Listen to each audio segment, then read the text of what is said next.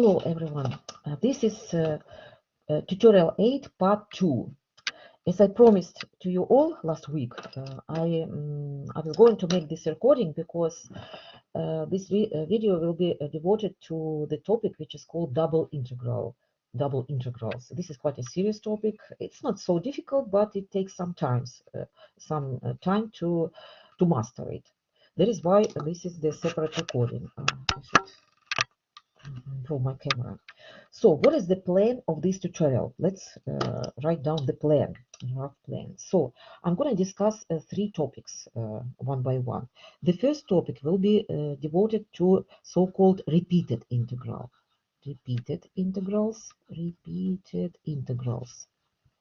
So before plunging into double integrals, we need two integrals, I don't know, integrals. We need to discuss repeated integrals. Okay, the second topic will be the main topic for today, double integrals. And finally, we wind up this tutorial discussing a special kind of problems which are about reversing the order of integration. Reversing the order of integration. I'm too lazy to finish my writing. So actually in your tutorial 8 sheet you can find the problems belonging to this third type of problem. So the first and the second topic will be just like a preparation for this final problems. Okay, so let's start. So our first topic according to this plan will be topic 1, repeated integrals.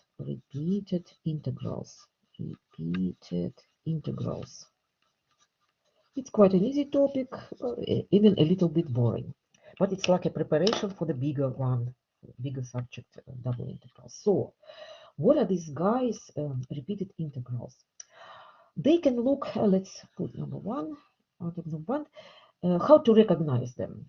Do you remember how during last tutorial we discussed how to recognize work integrals? So now we are faced with another, is a new object which is called repeated integrals. How do they look like? They can look something like this. So two integrals in a row standing next to each other. The external limits are a to b, some numbers, from 2 to 3, something like this. And the internal limits of integration are usually some functions, y1 and y2 of x. And there is also the function under the integral itself. And here you can usually see something like dy or d times dx, or maybe vice versa. So that's how they look like, these guys named repeated integrals. What is the idea? What is this fancy notation means? You know what does it mean? It actually means that you need to calculate 2 integrals in a row. But you know, the best idea is to put parentheses around this internal integral. So like this. So this green integral could be called internal integral, and the black one could be called external integral. And looking at these brackets, you know, you can immediately realize how this task should be done. The first obvious step is to calculate the integral, to evaluate the integral which is inside these brackets, green brackets, which is called internal integral. So you need to integrate this function with respect to y, then to plug in the limits of integration, and so on. And so you will end up having something like a function of x, because y will get eliminated. So it can be called step 1, internal integral, step 1. I'm using this red pen just not to make too much mess. And after that, the whole thing will turn into ordinary integral. So it will be some function of x, and you're required to integrate it over x. This will be quite a familiar task for you. So actually, it's like integration in 2 steps. But you know what? The convention is this notation looks quite, you know, annoying. You know, so many brackets, parentheses, or whatever. You know, very bulky. So the convention is to rewrite this integral in a more convenient way. So usually people try to put this dx, the differential, in front of it, so that you don't have to use parentheses or brackets. So let's do it. So conventionally, you're rewriting the external integral from a to b, but put this annoying, I would say, annoying differential in front. And then in this case, you don't have to use these brackets. So I'm rewriting the internal integral here. And then it turns out that when you rewrite the whole thing in this way, it will be much easier for you to figure out the steps. Indeed, look at this. You should integrate this guy first, the integral which is to the right, which is the integral. Look at this. It used to be the internal integral. So integrate this guy first. With, of course, you have to rewrite this guy all the time, but that's not a problem. And then after you finished, this integral turns into ordinary integral with respect to x, and you can just put dx back to the right. So that's how it's better to illustrate this problem. Okay, so now as you understand as you understood already what we need to do, we can do our first example. Let's call it example one. Example one. So you are given a repeated integral, which looks like integral from 2 to 3. Next integral is from x squared to x cubed. And the function of integration is x to the power 5 times y dy and dx you have here. And of course, you know already, I'm going to use these green brackets again. So this is our internal integral. We need to evaluate it first as a first step.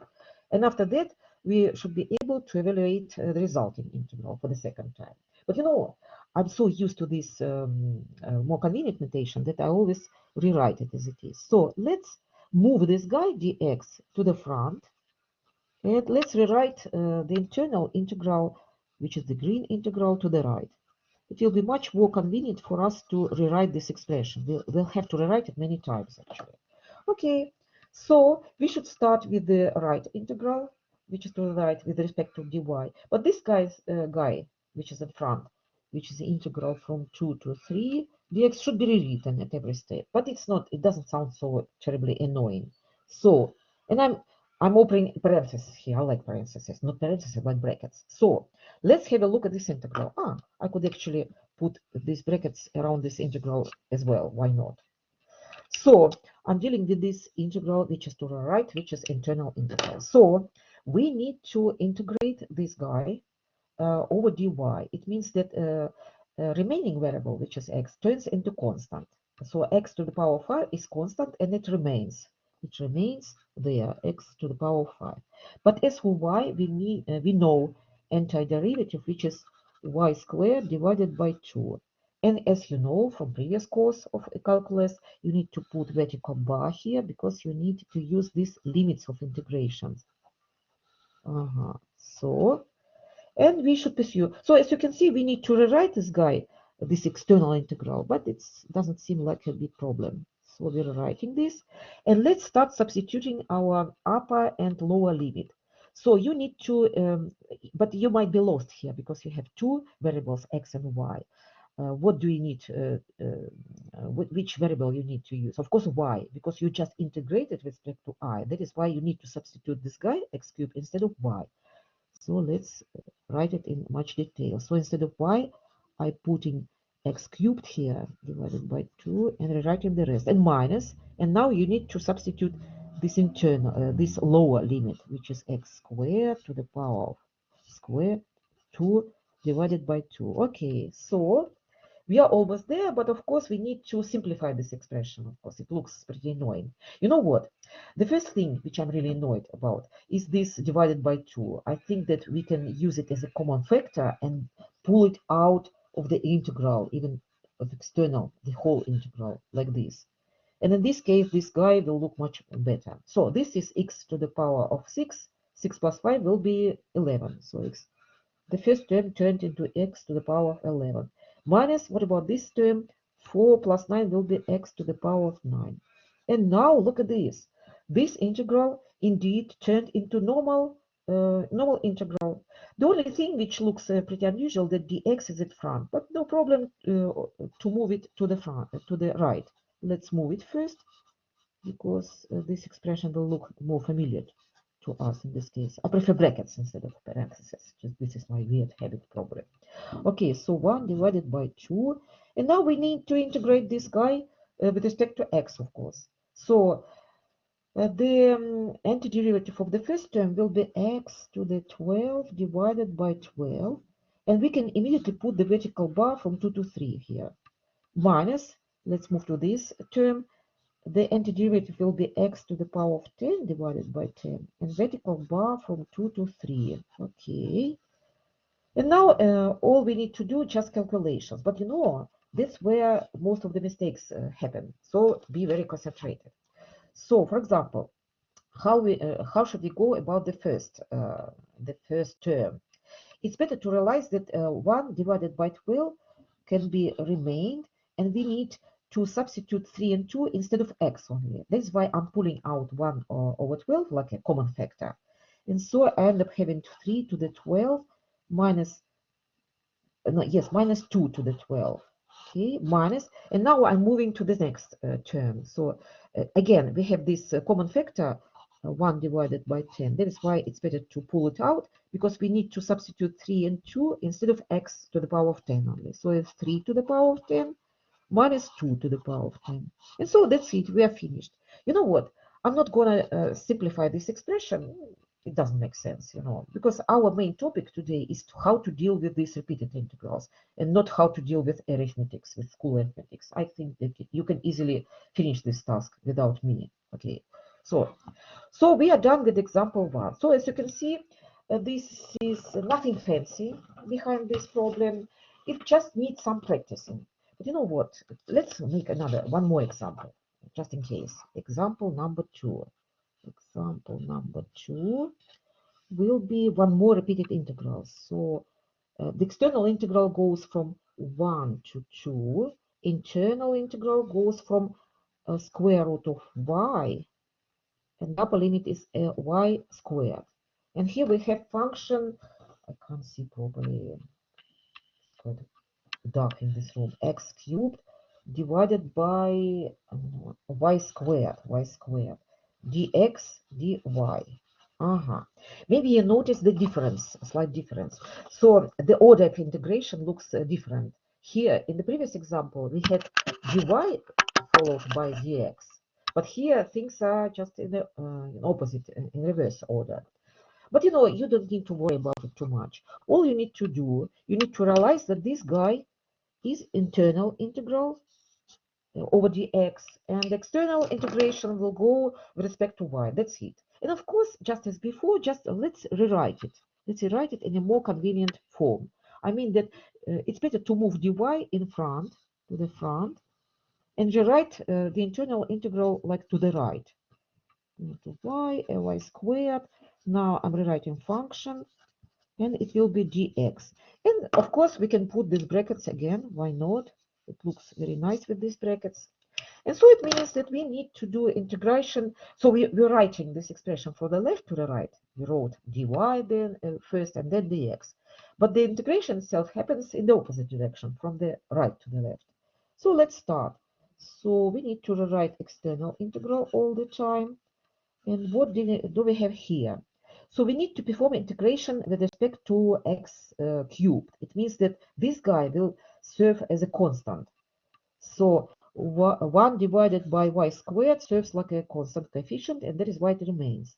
But as for x cubed, the integral of x cubed is x to the power 4 divided by 4. And vertical bar from square root of y to y squared. And now we need to so we just integrated with respect to x. That is why we need to substitute these limits instead of x only. And this guy should be rewritten all the time.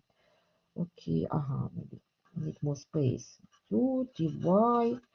And here, what do we have here? Let's substitute y squared instead of x to the power 4. So it will be y squared to the power 4. And in the denominator, we have 4y squared minus, now the time has come for this lower limit. Again, we substitute it instead of x. So square root of y to the power of 4, and the denominator gets rewritten. So we are almost finished, but I think that it requires some simplification. This. And again, let's kill two birds with one stone. And the one thing which I want to do, I want to simplify these terms, and also I need to move this guy dy to the right. So let's do both things together. So this is y to the power of 8, and divided by y squared, we will get y to the power of 6. Y to the power of 6 divided by 4 minus. Here we have y squared. This is y squared divided by squared. It cancels out. So it will be 1 over 4. And now the integral turned into quite a normal ordinary integral. The only annoying thing is this common factor 1 to the 4, but you already know from the previous example, it could be pulled out. Now it looks pretty familiar and pretty usual. So what is the integral of the first term? It's y to the power of 7 divided by 7, and we can immediately put this vertical bar minus the integral of 1 is just y with vertical bars usually. And now we need to substitute our limits of integration. Again, just like last time, I realized that in the first term, I need to substitute 2 and 1 instead of y. And 1 over 7 is just like a common factor. That is why it's better to pull it out. So 2 to the power of 7 minus 1 to the power of 7, which is equal to 1, of course, but I don't worry about it. Here, we need to substitute 2 and 1 instead of y. You know what? I'm trying to be careful with this minus. I'm afraid to make some careless mistakes. That is why I put parentheses, and I do this in parentheses. 2 minus 1, I'm closing parentheses, and I'm closing square root. And as usual, I feel lazy to do simplifications. It doesn't matter in this tutorial. It's not the most important thing because, of course, you are completely able to do this. So this is it about repeated integral. And you know what? I thought that it would be a good idea for you to practice your skills about on calculation this repeated integral. That is why I decided to give you homework. So my recommendation is just for you to do this homework consisting of two repeated integrals. Just pause the video and do these three problems. Do these three problems, and now on the next page I'm going to give you answers. Don't look at the answers before you make these three problems. It will be much more exciting for you to realize that you got all your answers right. So okay, so I hope you done your homework now. One, I called it homework 1. And now we can switch to the second topic. You feel much more prepared after doing this homework. Okay, so our next topic will be topic 2, as I promised, double integrals. Double integrals. Now you're supposed to be prepared. Double integrals. New object of new type. We just discussed repeated integral, but double integrals are just new kind of objects. So the first question, as ever, arises as to how these guys look like. How can you recognize double, that you are dealing with double integral, not repeated integral, by the way. They look pretty similar. So it looks like this. Again, you can see two integrals here, and you can see a function of integration. And you can see dx, dy, just like in a repeated integral. But you know the difference is that you are not given these limits of integration. Instead, you are given some capital letter like A, D, B, it doesn't matter. What does this letter mean? It letter means given region, where D is a region of integration. Region of integration. This sounds pretty daunting. And this region is given on x or y plane. So region might look like just like anything. So this is region of integration. So that's how you recognize that's how you tell double integrals from repeated integrals. Repeated integrals externally have almost the same form, but the difference is that instead of limits of integration, you are given some letter, capital letter D, B, C, I don't know, S maybe, which denotes some region, some flat region on the plane X or Y. So, and how should you deal with double integrals? How can you calculate them? The main idea is of calculation that you need to turn double integral, you need to turn it into repeated integral,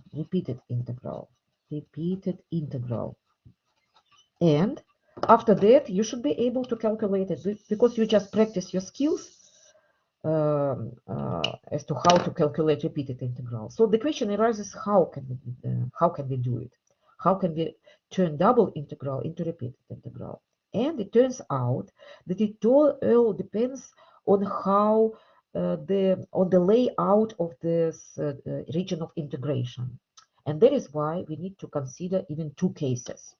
It turns out there are two beautiful cases when it's relatively easy to turn double integrals into repeated integrals. So let's call the next topic 2a. 2a will be devoted to the first type of this wonderful region, and 2b will be about the second type. So two types of beautiful regions await you. So topic 2a, not topic 2a, but maybe type 2a of region. Okay, so how does this region look like? My, my image is a little bit blurred. Okay. The camera is very sensitive to the slightest movement. Okay, so how should this region D should look like so that you are able to convert it into repeated integral? Let's consider it. So we have x and y plane, and first of all, your region, this is zero origin, your region should be squeezed between the two vertical lines in the first place. So let's draw these two vertical lines. This will be A and this will be B. So x is equal to A, x is equal, you can't see properly, maybe it's better to use some, maybe, A and B. So this, in the first place, this region should be squeezed within two vertical lines. And what next? Next, it turns out, in this case, it should have it should be bounded by two curves. We can call this red curve upper boundary, and it has some equation, of course. Y is equal to y2 of x. This is the upper boundary. And also, it has a lower boundary that's depicted in green, which has equation y is equal to y1 of x. And so that's how our region of integration should look like, and it's called, it's considered to be like a standard region. If you detect that your region looks just like this, then you should be able to convert your double integral into repeated integral. And let's see how it happens. So here's our double integral over region D of f of xy dx dy. And so all of a sudden you realized that your region looks just like this. If you squeeze it between these two yellow vertical lines, it will have one explicit upper boundary and one explicit lower boundary, which is depicted in green. So how should you make this transition to repeated integral? It turns out, first of all, you need to write dx. You should start so you should start with dx. I prefer to use this more convenient form from the very beginning. So what about limitations for dx? Limits for dx are these vertical and two vertical lines from A to B, from the left to the right. So from A to B. This is going to be our external limits. Okay, let's move to the second integral. You have to rewrite the rest of the guys under the integral. And what should you put here? It turns out that you should look at the lower and upper boundary of your region. The lower region corresponds to a lower limit of your integral, and the upper region, upper curve, corresponds to the upper boundary of your curve. And that's it. So note that you don't need to write the whole equation like y is equal to y. Don't write y is equal to here and here as well. You just rewrite the right hand side of this equation, and that's it. So this is method number one. But you know what? It all looks very explicit while I'm explaining to you this all in colors and so on. But when it comes to real tasks, sometimes you might have difficulty determining that if this region belongs to this type or not. That is why we need quite a few examples. So, example, let's call it example number 3. I'm going to enumerate my all examples for this tutorial. So, example number 3 will be about calculating a double integral over region D x dx dy. You know, as you can see, the function of the integration is quite simple one, just x. By the way, I forgot to mention one very important thing to you. When I was talking about the difference between double and repeated integral, I forgot to mention one more thing to you. In repeated integrals, the order of integration could be different. Sometimes it's dx dy, and sometimes dy dx. You know, actually, for the double integral, it could be different as well, to be honest. But in general, people prefer to write dx dy, just a convention, because you are not going to calculate this integral anyway before turning it into repeated integral. So here in double integrals, the order doesn't matter, but the convention is to write them always in this order, dx and dx, just be aware of this fact. Okay, so let's get back to our example 3. And when you are given double integral, it means that they also need to give you to describe the region D. So region D is bounded by two curves. Y is equal to square root of x and y is equal to x. I think that you're probably familiar with these curves because they are considered to be like the curves for high school. But okay, in any case, I'm determined to do the whole task.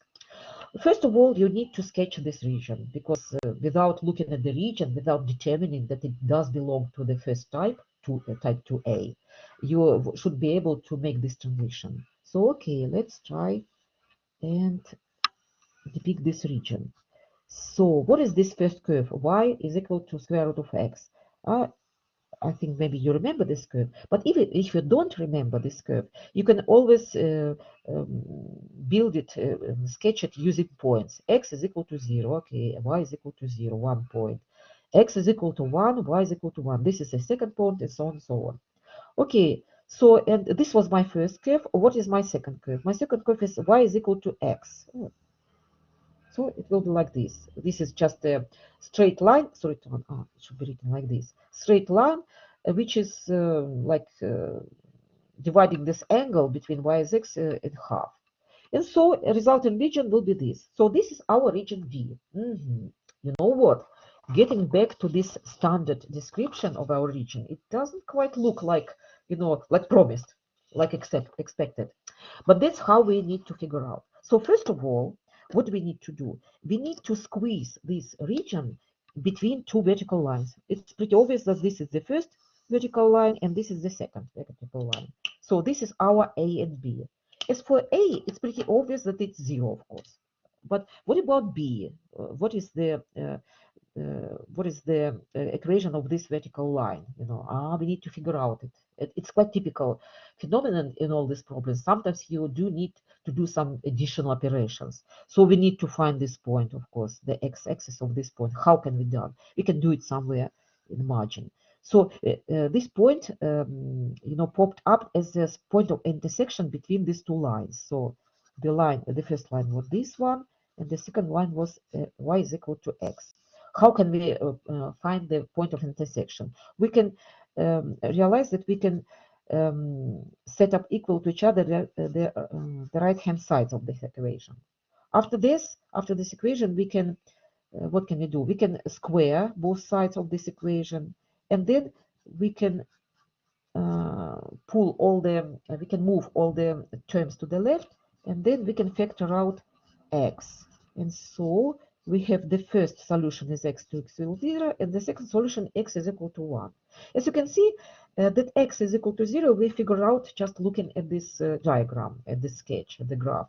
But as for x for 1, that's what we've been after. So now we know that this is two vertical lines go from 0 to 1.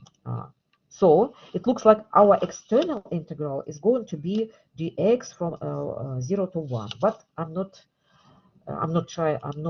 going to write it immediately because maybe we will have some nasty surprise.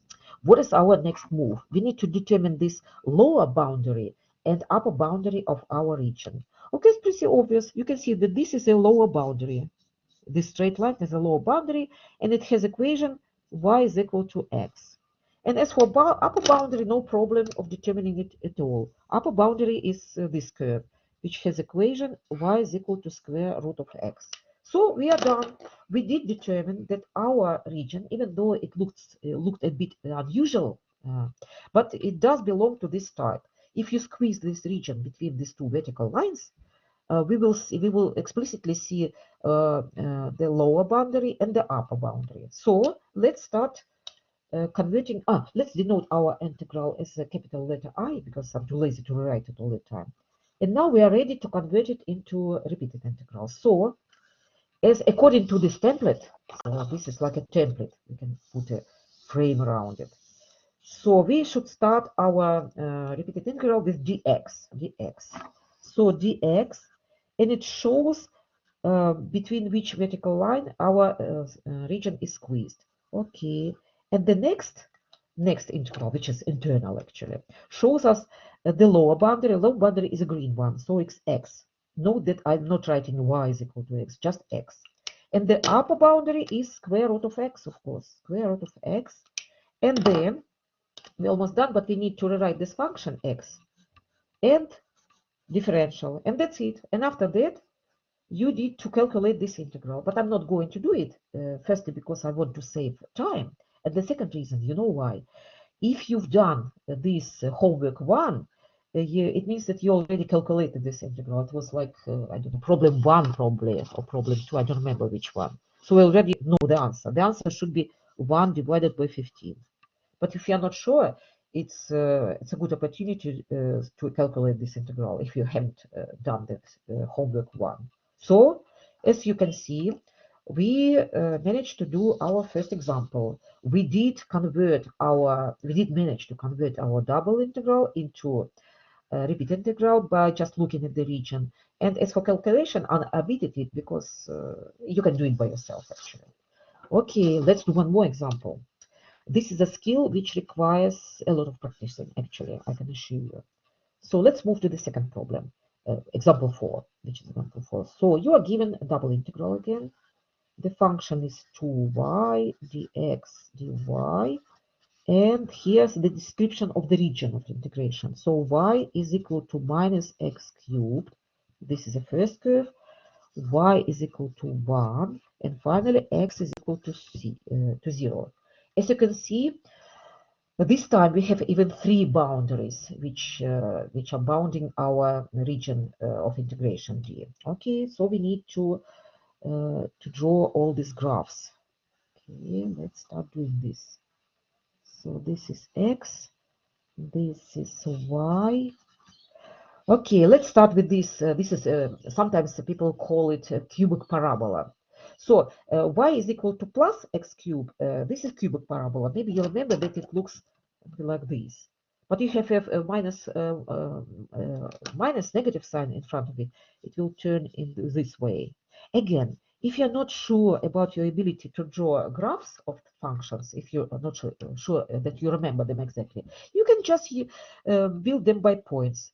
Set up x is equal to 0. You will get y is equal to 0. It means its origin belongs to our curve. Then try to calculate points like x is equal to 1, x is equal to 2, and so on, x is equal to minus 1, and you will get the whole graph finally. So try to use the easiest approach to building graphs. They are not going to give you very difficult graphs, very sophisticated, just as simple as that. Okay, so we are finished with the first curve. What is the second curve? This is a y is equal to 1. This is just horizontal line passing through point from this point. And the last curve, is x equal to 0. This is a vertical line which coincides with the y-axis. So all these 3 boundaries should determine our region. Of course, this is this region. Look at this region. It does have 3 boundaries, explicitly 3 boundaries. This is the first boundary, our first curve. This is the second boundary, which is discussed, and this is the third boundary. So this is our region D. We are finished. Okay, now we need to look at this boundary from the point of view of this squeezed region, a region which is squeezed between 2 vertical lines. Again, you can see that you can squeeze this region between these two vertical lines. And just like in the previous example, you know that this is 0, this is obvious 0, but what is this guy? What is x is equal to what? Is it -1 or maybe -2? Who knows? Again, we need to do some extra calculations somewhere in the margin of our page. So this point, we are interested in the x coordinate of this point. How was this point born? It was born by intersection of two curves, y is equal to 1 and y is equal to -x cubed. And again, just like in the previous case, we can just set them equal to each other. So x cubed actually essentially is equal to -1, which means that we have some solution x is equal to -1. X is equal to -1. And indeed, you can see. So this is -1. So our region is squeezed between -1 and 0 this time, and probably it will serve like a first step, like external limits of the external integral. But the next step is to determine a lower and upper boundary of our region. Of course, pretty obvious again. You can say that this is definitely the lower boundary of your region, which has equation y is equal to -x cubed. And this straight line, this horizontal line, serves as the upper boundary of our region. And it has even simple equation y is equal to 1. So we are finished. It looks so we can make the conclusion that this region does belong to this standard template region standard. Okay, again, like in last time, I'm denoting it by capital letter E, so that not to rewrite it all the time, which is quite annoying. And so we can use the same technique. So we start with dx, and dx shows between which vertical lines is your region D squeezed, between -1 and 0, as we discussed before. Okay, the second integral, I can rewrite the rest, the remaining expression here. And now we need to look at the lower boundary. Lower boundary has this equation, that is why -x cubed could be written here. And the upper boundary, y is equal to 1. We write only 1 here. We don't write y is equal to something. Okay, so this is a repeated integral, and you know how to calculate it. But maybe this time I finish calculation just for a change, because I remember that in example 3, I didn't finish it. I left it for your homework. Okay, let's start. So what we need to do? We can put parentheses or brackets around this right integral, which internal integral, just for convenience. Okay, let's start. So I have to rewrite this external integral, and then I'm going to calculate the internal integral. It's very easy. It's just y squared. So y squared with vertical bar from -x cubed to 1. I'm not using colors anymore because you already understand everything. Okay. Now the next step is to substitute these limits of integration. So it will be 1 squared, of course, minus this guy squared, -x cubed and squared. We're almost there. We don't have letter y already. We have only one letter. Of course, this expression needs simplification, and at the same time, I'm going to move differential dx to the right. Okay, so integral from -1 to 0. This guy will be 1 minus x to the power of 6 dx. We're almost there.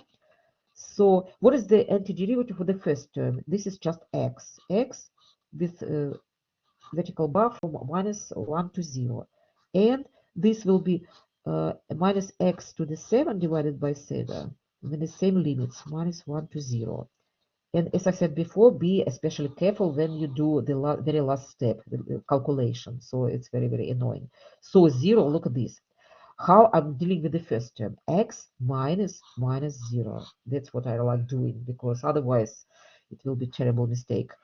So again, looking at this term, I realized that -1/7 should be pulled out of parentheses, and it's better to use this guy inside parentheses, because it's 0 to the power of 7 minus -1 to the power of 0.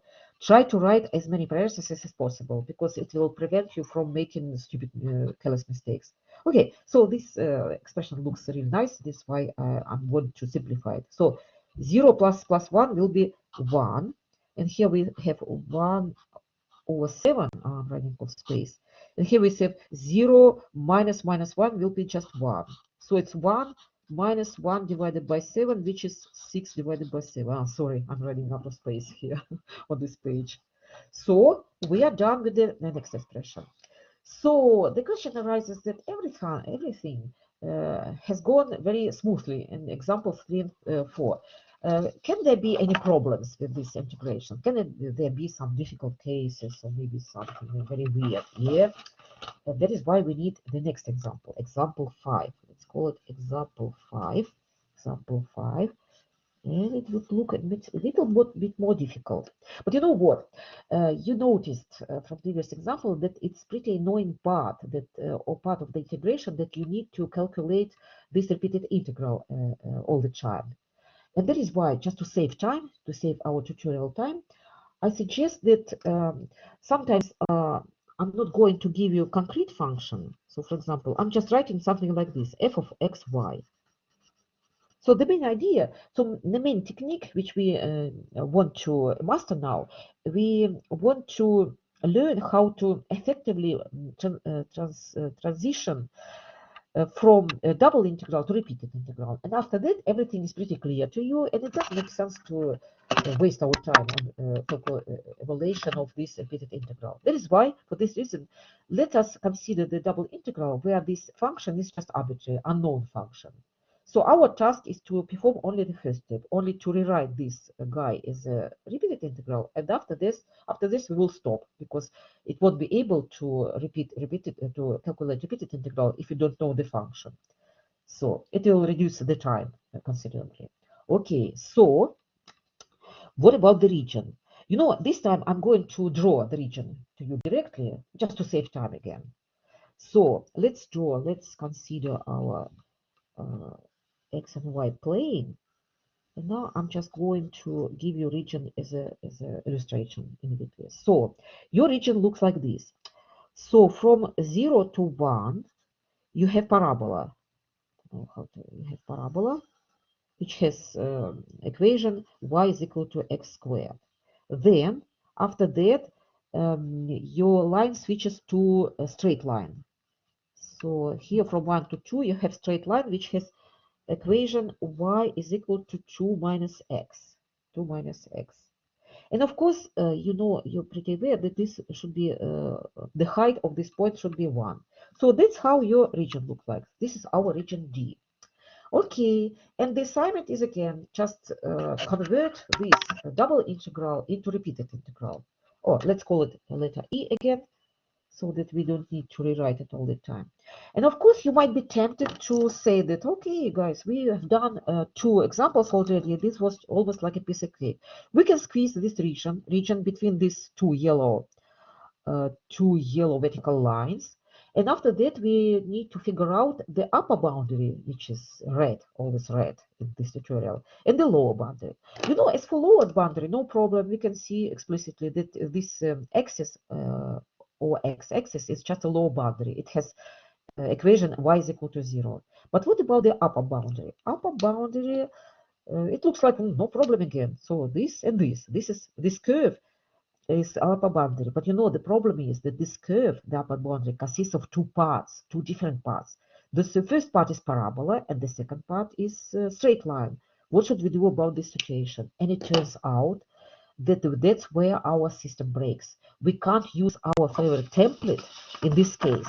So this template, I can find this template already. This template assumes that I'm trying to find too many pages. Yeah, here it is. So let's have a look at this template once again. It templates actually assumes that you need to have only one curve serving as a lower boundary, as well as upper boundary. Both upper and lower boundary should be only one curve depicted by one equation only. And here we have, you know, the break of this system. Our upper boundary consists of 2 different curves. We won't be able to integrate this situation. We won't know which equation to substitute as a upper boundary. So it's not possible to convert this double integral into repeated integral. It sounds like a disaster, but you know, actually there is a solution. There is a way out. It turns out, in this case, you should just cut your region into 2 pieces. So let's cut this region into two pieces by this vertical line, vertical line, which just like a boundary between parabola and straight line. And let's have a look at these two resulting regions. Let's call the first part D1, region D1, and this is D2. Look at this. If you look at each region, D1 and D1 separately, you will realize that both these regions, they do satisfy our conditions. They both are squeezed between vertical lines, and they both have only one upper boundary and only one lower boundary. But how can we go about this task in this case? It turns out that this double integral has lots of nice properties, and one of them says that if your region D consists of two regions, it's like a union of two regions, then your double integral over region D is equal to sum of double integrals over each part. So this is quite a nice, beautiful property, and we can make use of it. It turns out that we can make use of it. So our resulting repeated integral won't be one integral, it's going to be two integrals, the sum of two integrals. But nevertheless, it's a way out. You should be able to calculate each separately anyway. So let's start. So our first integral, which is over the region D1, it's a standard region. It's squeezed between two vertical lines, and it has maybe we should depict this. So lower boundary is usual is y is equal to 0, and this guy is upper boundary, which has this equation, of course. So let's start with this region. So we start dx between 0 and 1. Then the next integral will be from 0, where's my green? From green 0 and to parabola x squared, which is x squared. And we are writing our function f of x, y, and we are writing differential. So we are finished with the region D1, with the first term. Let's move to the second term, which is about this region. We start with dx again, from 1 to 2, and then the second integral should be from lower boundary, which is again the same curve, y is equal to 0. But the upper boundary will be different. It will be this straight line, which has this equation. Okay, so lower boundary is 0 again, as well as in the previous term. But the upper boundary will be different. It will be 2 minus x. And that's it. I only need to rewrite, to write the function dx. So as you can see, sometimes things might get more complicated, but it doesn't sound so terrible. You should be able to evaluate each of these terms, each of this integral, if this function was given. But I deliberately didn't give you function because I need to practice only this action, of transferring a double integral into repeated integral. Okay, so we are finished with topic 2a, which was devoted to this standard integral. And as well as in previous case, I'm giving you homework 2 this time. So please look at this. I changed my mind about the fourth problem, so don't just disregard it. So I suggested you should do all the three integrals, evaluate double integrals using this method 2a. So pause the video, or maybe even switch it off, because maybe it will take you quite a lot of time to do this homework. And after you finish, you can have a look at the answers. So here are the three answers.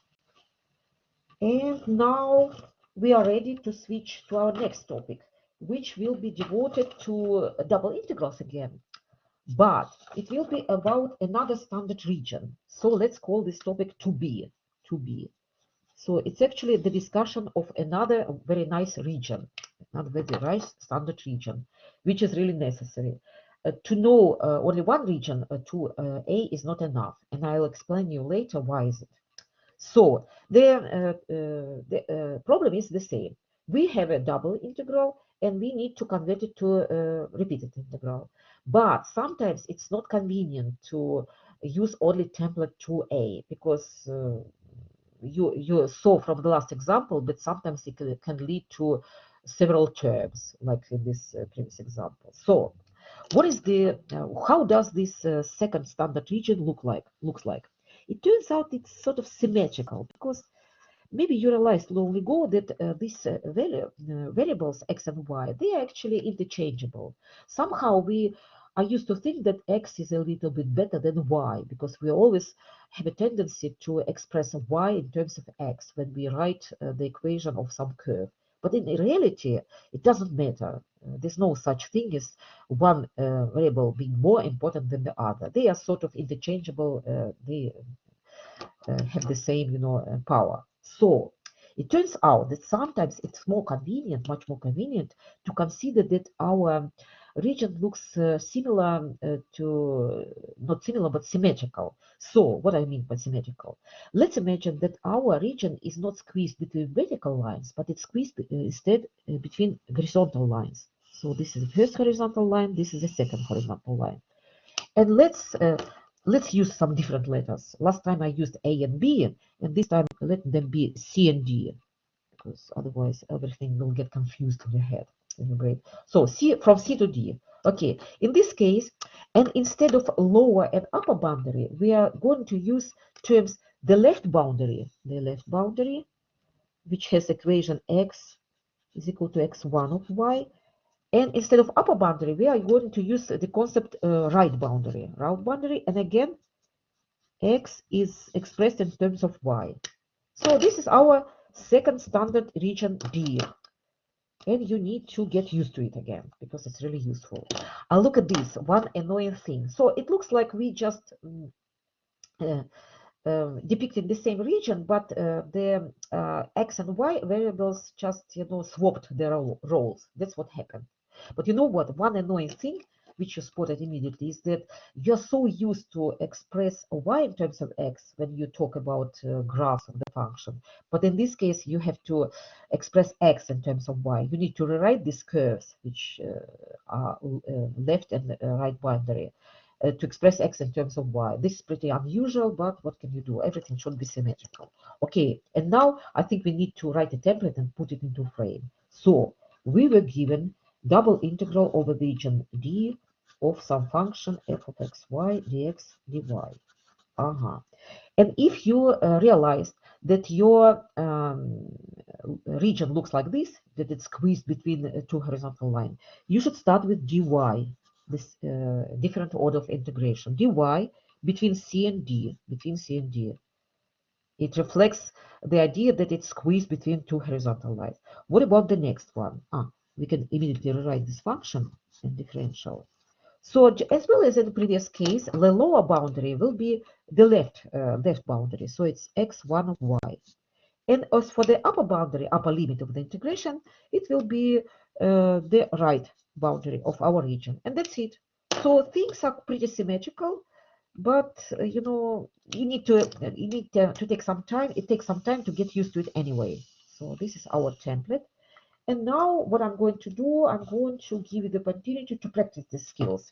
So let's start with example 6. It should be example 6 now.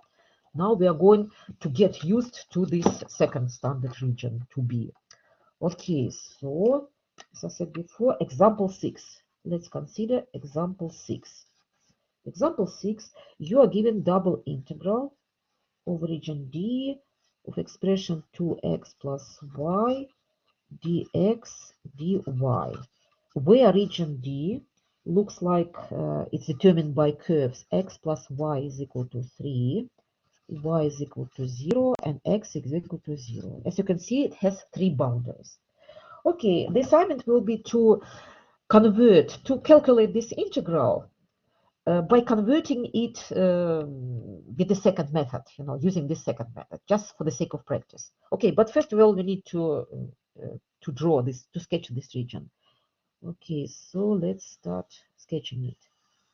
So the first curve is x plus y is equal to 3. Maybe it makes sense to express y in terms of x to realize that you are dealing with a straight line. And straight line could be sketched very easily. Just use 2 points. When x is equal to 0, you will get y is equal to 3. This is the first point of our straight line. And when x is equal to 3, y is equal to 0. So this is the second point. And you can just put them together. So this is our straight line. the first straight line. And as for remaining straight lines, they are pretty simple. Y is equal to 0. This is actually x-axis, and x is vice versa. So our region is quite simple one. It's just a triangle. Okay, but we are given a explicit assignment to convert it using the second method, which we just discussed a minute ago. So let's note it. Y again. So now we need to start with dy, just for the sake of practice, as I said before. It means that this time we need to look at our region. It's at quite a different angle. We need to squeeze it between two horizontal lines. Horizontal lines is this and this. It's pretty obvious. This is y is equal to 0, and this is y is equal to 3. So we squeeze it between 0 and 3. So this first step has been done. Now let's move to the boundaries. So we need to see the left boundary, not the lower and upper, but left and right boundary. Left boundary is obviously this one. And it has a very nice equation, which is x equal to 0, of course. Okay. What about the right boundary? Well, it's explicit as well. The whole straight line is our right boundary. And it has equation. How to write this equation, by the way? The thing is that, this was the general equation of this straight line, and we already expressed it in terms of y because it's more, familiar for us. But you know what? Don't forget that in this case, you need to express x in terms of y. So if you look at this equation and express x in terms of y, you will have x is equal to 3 minus y. So be careful about it. This is the most annoying moment. Okay, and so blurry from time to time. I don't know what's the problem. Oh yeah, now it looks nice. So here you should put the lower, not the lower, but how to say, left boundary. And here you should write the right boundary, 3 minus y. And then we need to rewrite our function, 2x plus y dx. And we already have repeated integral. And you know how to deal with the repeated integral. And you know what? I'm tempted to save some time, actually. I suggest you should evaluate this integral as a homework. I'm going to give you answer, by the way. The answer is 27 divided by 2. So you can pause this video just as before and finish this calculating this integral. I can assure you that this is a very useful technique. If you are able to calculate this repeated integral very fast, it will be very beneficial during all sorts of tests and exams. So this is the answer, and I recommend that you pause this video and finish this integration. Okay, and as for me, I'm moving to the second example, which is example 7. Example 7. Example 7. So in this example, you are given another double integral of d, and the function looks pretty fancy this time. X times y minus 4x plus 2y minus 1 dx dy. Don't be scared, don't be put off by this integral. It's actually very easy, to integrate expressions like this. Of course, you do have 4 terms, more than usual, but every single term is so simple, so no problem integrating it. Okay, so what about region D? Region D is determined by these 3 curves. X is equal to 1, which is vertical line. The next one is y is equal to x squared, which is parabola. And this is y is equal to 0. Y is equal to 0. So first of all, we need to sketch this region. Where could be done? I think that I can do it here. So this is my x and y plane. So let's start with parabola problem. So parabola, you know how to draw parabola. So the whole parabola looks like this. The whole parabola. The whole parabola looks like this. So, but we also have x is equal to 1. So x is equal to 1, it's a vertical line. And y is equal to 0, it's just this x-axis. So I can leave only this part of the parabola. So it's obvious, it looks like curvilinear triangle, maybe, if I may say so. Okay, so this is our region of the integration D, but you know what? This time we need to look at this at the different angle. Do you remember? We are practicing case 2b, region 2b. That is why we need to squeeze it between these horizontal lines. So this guy is pretty obvious, is 0, but what about this guy? Is it 1 or 2, maybe 3? We need to calculate it. This is an extra calculation which we need to perform. But it can be done, just on the fly. Look at this. we know that the first component of this point is x is equal to 1. And what we need to do, we need to substitute the x to the equation of parabola, and 1 squared will be 1 as well. So this is 1. Luckily, this is 1. So our external integral will go from 0 to 1, obviously. But first, we need to determine our left and right hand boundaries. Left boundary is this one, of course, which is parabola. Let's write its equation. Y is equal to x squared. And the right boundary is this guy, which is x to equal to 0. I made a mistake, by the way. I made a mistake. It's not allowed to write a parabola in this form when you are going to do this order of integration. Okay, so let's start do it. Let's denote this integral as a capital letter I again, and let's start writing this repeated integral. So I'm starting with dy from 0 to 1. I'm absolutely sure of it. Then I rewrite this function x minus from the very beginning immediately. And now I'm definitely having a problem with the left boundary. I did determine the left boundary, this parabola, but this equation should be written differently. Let's do it as an extra calculation here, somewhere here. So we have parabola y is equal to x squared, but we need to express x in terms of y. How can we do it? Of course, we realize that x is equal to plus minus square root of y. Looks pretty fancy. But we definitely need to choose one of these signs. Is it plus or minus? How can you figure out? You may realize that the whole parabola looks like this, and it has two branches, the left branch and the right branch. The left branch corresponds to axis being negative, and the right branch is an area where x is positive. Obviously, our region D belongs to the area where x is positive. That's why you need to choose plus sign. So x is equal to just to square root of y. That is why I can rewrite it here. X is equal to square root of y. It means this left boundary. Okay. So the lower limit of integration would be square root of y. X is equal to this parabola. And upper limit is red one. It's 1, just 1. Okay, so we are finished with the most difficult part of this problem, and the rest remains to you. The rest remains to you. Just try your hand at your skills, at your calculation skills, and I'm going to give you answer again. The answer to this problem is minus 21 divided by 20. I would strongly recommend you to do all these calculations, even though they might seem a little bit boring for you, but they are going to be very useful actually. So we realized that we already have two standard regions for converting our double integral into standard integral. But the question arises, what is this all for? Isn't this enough to have only one standard region, like maybe 2a, which you obviously liked more? But the thing is that no, you uh, you need to know both, and you know why. The next example will illustrate this idea very beautifully. This is example 5, which is actually example 5 which we considered before. Let me remind you this example 5. This was the example where I gave you the region, not by equation, but just I draw the region for you to remember this.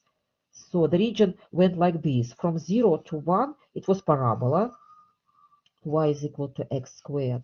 And from 1 to 2, it switched to the straight line. Y is equal to 2 minus x. So that's how our region looked like. And of course, you remember that we did have a little bit of trouble with this region, because we realized that I forgot to mention that we were dealing with the double integral over d with some unknown function f of x, y. I deliberately didn't give you the equation of this function because would have made our problem really, really long. Okay, so what's the trouble? What was the problem with this region? We realized that as the upper limit was presented by two curves instead of one, we had no option but to cut this region into two subregions. You remember it was D1 and D2. And that is why we ended up having the sum of two integrals, the sum of two repeated integrals, which was a little bit annoying, to be honest. We would prefer to calculate only one repeated integral, right? And that's where this second standard region to be might come handy, because sometimes it happens so that if you convert it by the first method, it leads to this unpleasant situation. But if you look at this region from the different angle, from the different point of view, as being squeezed in between the two horizontal lines, you may have quite simpler, much simpler repeated integral. Okay, let's see. So let's squeeze this region between two horizontal lines. And I remember from this example 5 that this was 1. So it's squeezed between 0 and 1. What about left and right boundaries in this case? You know, this is just a miracle. It turns out that we have only one left boundary represented by parabola, and only one right parabola. So it means that if we use template 2b, you know, we will have only one repeated integral instead of two, like in the previous example. So it means that method 2b is much more preferable in this particular situation. And that's the reason why you should know both approaches, both methods. Because finally, eventually, you will have to choose between these two variants. You need to assess the situation. You need to assess your region from the very beginning to decide which method is preferable, which method would be easier in your situation. That's why we spend so much time discussing it. Okay, so let's rewrite our integral with this different method. So we should start with dy in this case, and our horizontal lines are from 0 to 1. Okay, and here we need to write the lower boundary, but again we need to write this parabola in a different way. We need to express x in terms of y. But you remember from the previous example, but we already done it, and x was equal to square root of y. And as for right boundary, we can rewrite it. Let's do it somewhere here. So our right boundary has this equation, but we need to express x. X will be pretty similar. X is equal to 2 minus 1, y. And that is why I can put 2 minus y here. And that's it. And we have only one integral, not the sum of two integrals. So that's it.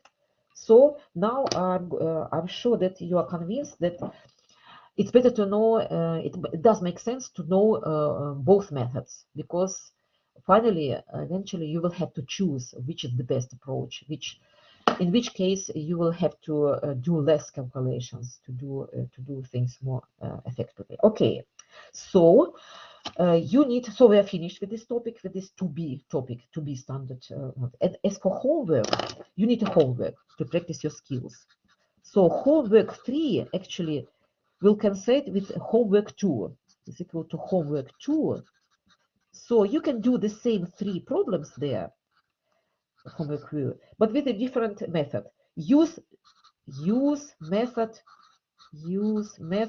2b, just for the sake of practice. And you don't need the answers, because the answers should be the same, of course.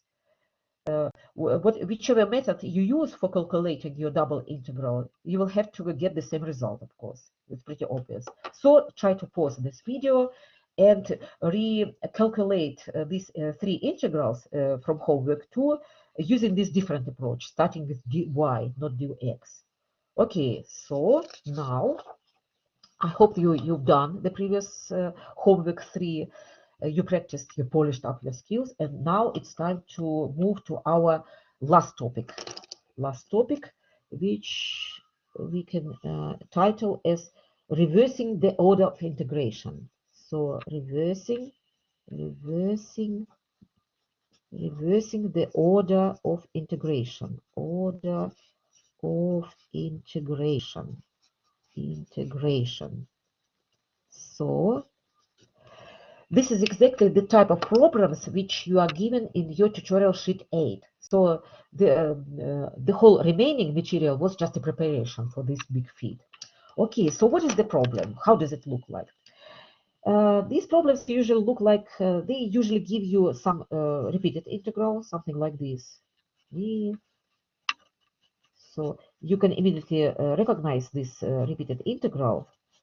So it was pretty obvious that they started writing it from dx. This was some region squeezed between two vertical lines. And they ask you to reverse the order of integration. What does it mean?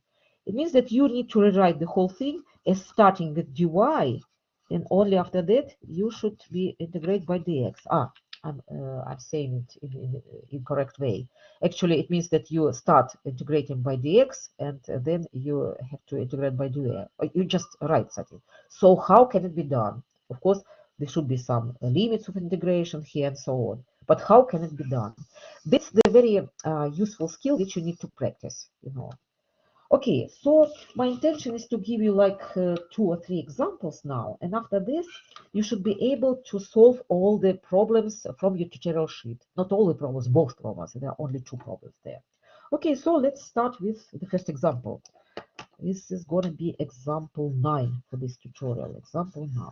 So, in this example, we are given this repeated integral dx from 0 to 1 and from 0 to 2x f of x y dy.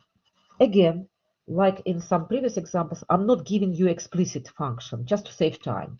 We are just going to reverse the order of integration, and that's it. After that, we are not going to calculate this repeated integral, because otherwise my tutorial will be really, really long. Okay, how should you approach this task? The question arises. Of course, first of all, you need to sketch the region. You need to restore the region. Someone else has written this repeated integral looking at the region, but they didn't show us the region. We need to figure out themselves how this region should look like. Okay, let's practice. So this looks like an inverse task. Inverse task. Okay, let's draw our x and y coordinate system. And let's start. So the first thing which is quite clear to you, this region should be squeezed between 2 vertical lines. X is equal to 0 and x is equal to 1, of course. So this is 0 and this is x is equal to 1. Okay, let it be here. So this is pretty clear, of course, because we have some experience with this. Okay, so what is this guy should be? What is this 0? It means that y is equal to 0. This is the lower boundary of our future region. Oh, this coincides with y is equal to 0. And I'm highlighting only this segment which is between these 2 vertical lines, because it doesn't make sense to color green the whole x-axis. We're not interested in the remaining parts. Okay. And what about this upper limit of the integration? We remember that this serves as a upper limit of upper boundary of our region. Y is equal to 2x. What is this? Ah, this is straight line actually. We can, so straight line having this equation. We can build straight line by using 2 points. If x is equal to 0, y is equal to 0 as well. So we have the first point belonging to our straight line. And if we put x is equal to 1, y will be equal to 2. So this is point 2. And now we can just link these 2 points, and we are finished. So we have our second boundary, and so this is our region D. We did manage to restore our region D. Okay, and now they ask us to look at this region from a different point of view. I've run out of colors. It wasn't a good idea to use these colors, but maybe you already got used to this. So it means that we need to look at this region, at this triangle, from a different point of view. We need to squeeze it between 2 horizontal lines. Okay, I've run out of colors. That is why I can't depict them. Otherwise, this sketch will be too messy. It's obvious that it goes from 0 to 2. So let's write it down. dy goes from 0 to 2.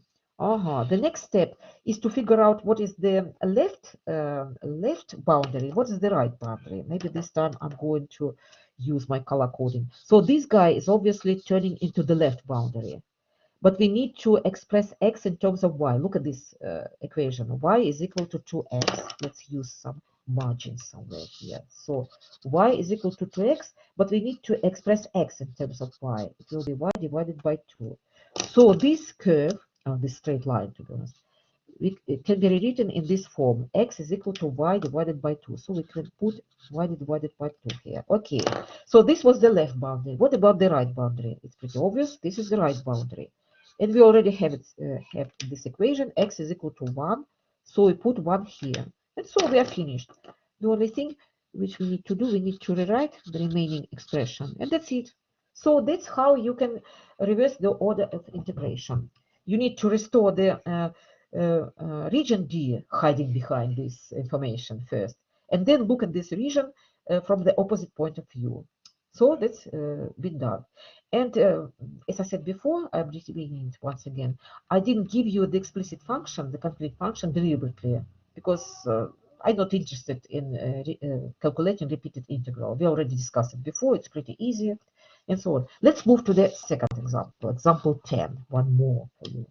Example 10. Example 10. This time you are given integral starting with dy. So dy from 0 to 1. And here we have y, 2 minus y. And again, some unknown function, f of xy dx. And our task is the same. Just reverse the order of integral.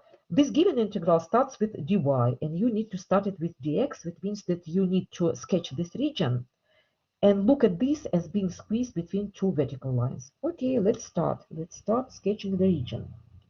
So, region looks... So, it's squeezed between two horizontal lines. Y is equal to 0 and y is equal to 1. Something like this. So this should be 1. So then this is the left boundary. Let's color code it as green one. So x is equal to y is equal is our left boundary. But you know, it's more familiar for us to use it as y is equal to x, probably, because it's our habit to remember our curves, our equations as y in terms of x. Okay, but you're pretty familiar with this curve. This is just a straight line which goes at the angle of 45 degrees. Okay, so this is up. Oh, no, I'm not going to use color coding because I will need it further. Okay, so this is y equal to x, or x equal to y, it doesn't matter. And this guy, which is x is equal to 2 minus 1, x serves as the right boundary of our region. How can be written? So let's do it somewhere here. So we are given x is equal to minus y, but we need to rewrite it in terms of y in terms of x. So it will be 2 minus x. And again, you can easily sketch this straight line using 2 points. For example, you can substitute x is equal to, you can use it in a different way. You can substitute y's here. For example, if you substitute y is equal to 0, it's one of the boundaries, x will be equal to 2. It will be somewhere here, 2. And if you substitute y is equal to 1, you will have x is equal to 1, which corresponds to this point. Oh, maybe it was a bit messy. So we have region like this time, region like this. Okay, and I'm tempted to write the equation here. So we did manage to restore this region D, but now we are asked to look at this region from a different angle. We need to squeeze it between two vertical lines because we need to start it with dx. And if we squeeze it, we can see that we are in trouble this time. We already came across such an example before. The problem is with the upper boundary again. Look at this. Upper boundary consists of two different lines. It means that we have no option but to cut this region into two. We cut this region two. This will be D1 and this will be D2. And by the way, this point is 1, because how can you figure out that this is 1? You can substitute y is equal to 1 into this equation. You realize that x and y are equal, for example, one of the examples. You're pretty familiar with this situation from example 5. Do you remember? We had example 5. It means that this time we'll have a sum of two repeated integrals. Okay, so let's start with the first over d1. dx, this region is squeezed between 0 and 1. So dx will go from 0 to 1. And the second region, let's use color coding. So the lower boundary will be y is equal to 0. So we put 0 here. And the upper boundary is y is equal to x. We already expressed y in terms of x, so we just can write x here. And we are rewriting the remaining things, f of xy dy plus, now we need to depict the second region. So of course it's squeezed between 1 and 2. So this integral will go from 1 to 2. What about the lower boundary? The same as before. So it's, really dx, the second integral will be from 0 as well, but the upper boundary will be different. This is different. And it has expression 2 minus x. We put it here, and we just need to rewrite the remaining things as usually. And that's it. That's it. We are finished. We are finished. So you can see this type of problems need some practicing as well. But you know what? I decided to give you even one more example. This is going to be the last example for this tutorial. And it will be example 11, quite, daunting, maybe a little bit scary example, even I would say. So how does this example look like? The integral which is given to you, it consists of two terms already. It might look really scary. So integral dx from 0 to 1. The next is 1 divided by x. You recognize hyperbola probably immediately. Okay, 2 and function, some arbitrary function, doesn't matter, dy plus second term is again dx from 1 to 2 this time. The next integral is from x to 2 f of xy dy. So sometimes the situation can be pretty grim. You are given the sum of two integrals from the very beginning, but no problem. No problem. You already have quite enough experience, so hopefully we should figure out how to do it. So we need to prepare our coordinate system first. So our coordinate system is here, x and y. Okay, and let's do it step by step. Let's have a look at the first integral first. It's definitely squeezed between the two vertical lines from 0 and 1. I'm not using color coding so far because you're pretty used to it. What is the lower boundary? Lower boundary is 1 divided by x. Y is equal 1 divided by x. This is hyperbola. And hyperbola usually looks like this, something like this. Hyperbola looks like this. Oh, the whole pipe, but it should be interrupted here. It should be interrupted here. I don't know. I'm not sure that I gave you. Oh, no, everything is right. Okay, so this is the one branch, one piece of hyperbola. So this is serves as a lower boundary for our region squeezed between 0 and 1. What is the upper boundary? The upper boundary is y is equal to 2. So let it be 2. Y is equal to 2. This is the upper boundary. So it looks like we figured out the first part, this which is d1. Okay. What about the next integral? The next integral is squeezed between 1 and 2. So it's like a continuation. We are going to have the second, region here. Okay, what is the lower boundary? Y is equal to x.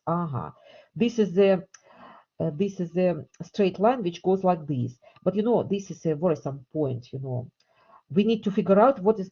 Does it go like this relative to this hyperbolic region? Or maybe it goes like this. We need to figure out the point of intersection.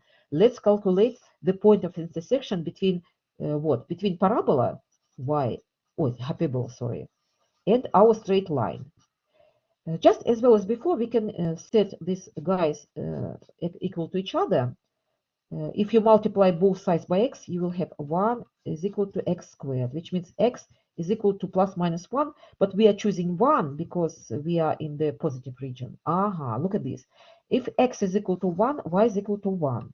So our straight line should go through this r. And of course, if you substitute 1 into the equation of parabola, you will have 1 as well. So this point should have components 1, 1. It means that I didn't sketch it properly. Maybe I should, do it like this. So I didn't care about the scale, and now I need to make some corrections. So this is 0.11, of course. This is 0.11. Okay, and our straight line, as we figured, goes right across, through this point. So this was our lower boundary. Y is equal to x. Y is equal to x. And finally, we have upper boundary, which is the same horizontal line. Y is equal to 2. So this is the second piece of our region. So this was like D1, and this is region D2, and together they form our region D. And so it was quite difficult to figure out it because it consists of two pieces. But now we need to rewrite this region, using the different order of integration. It means that we need to look at our region as being squeezed between two horizontal lines. And of course, we can see this first horizontal line is this one, y is equal to 1, and the second one is 2. But you know what's beautiful about this task? That we explicitly see that we have only one left boundary, this one, and only one right boundary. This is a good news. It means that in the case of this region, it's much more convenient indeed to use this second order of integration, not this one. So if we start with the x, we will have only one repeated integral, not the sum of two terms. So as was said before, no, I make a mistake. From 1 to 0, from 1 to 2, I'm getting tired probably, from 1 to 2. So, and as for internal integral, we need to figure out the left boundary. The left boundary is determined by this hyperbola, but we need to rewrite it a little bit. We need to express x in terms of y, which is not difficult at all. X is equal to 1 divided by y, no problem. So, our left boundary will be 1 divided by y.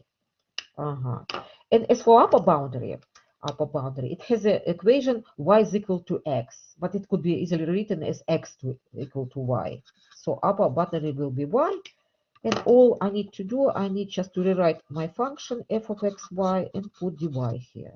Okay, so that's it. So sometimes even given integral could be quite difficult, it could be actually essentially the sum of two integrals. So now after this, after considering these three examples, I think that you are quite prepared to do the last part of your homework, which is, so homework, the last for this tutorial, homework 4, let's call it homework 4. It will be our tutorial sheet, Tutorial-8, and question 5. In question 5, you have two sub-questions, A and B only, but I think it should be pretty enough for you. Because actually, in the next tutorial, Tutorial-9, we will continue to deal with double integrals, but we will explore one more beautiful method, as to how to convert them into repeated integral. So this is it. So this is it.